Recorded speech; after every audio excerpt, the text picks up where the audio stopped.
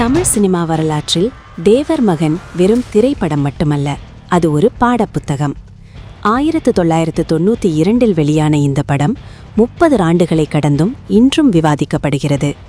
சிவாஜி கணேசனின் கம்பீரம், கமலஹாசனின் அசாத்திய திரைக்கதை, பரதனின் நுணுக்கமான இயக்கம் என அனைத்தும் ஒன்றிணைந்த அந்த படைப்பிற்கு உயிர் கொடுத்தது இசைஞானி இளையராஜாவின் இசை.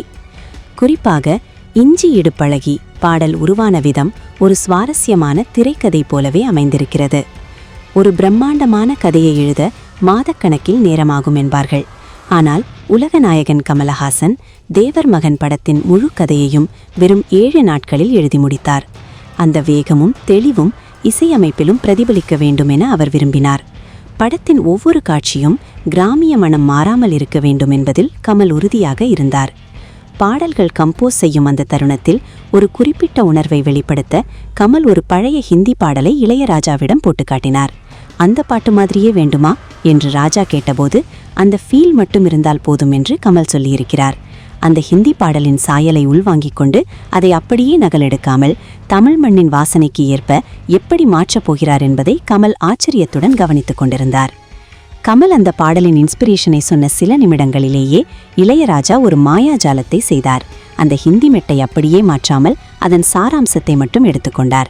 அடுத்த 2 நிமிடங்களில் அந்த பாடலை முற்றிலும் ஒரு புதிய தமிழ் மெட்டாக உருமாற்றி காட்டினார். அந்த 1 நிமிட மேஜிக்கில் பிறந்ததுதான் இஞ்சி இடுப்பழகி. அவர் அந்த ஹிந்தி பாட்டு போலவே தருவார் என்று நான் எதிர்பார்த்தேன்.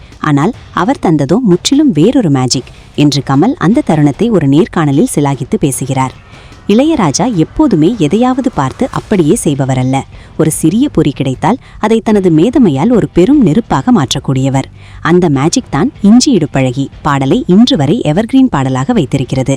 ஒரு ஹிந்தி பாடலின் தூண்டுதலில் தொடங்கி உலகத் தமிழர்களின் நாவில் தவழும் ஒரு தேனிசை பாடலாக அது மாறியது இளையராஜா எனும் ஆளுமையின் ரகசியம்.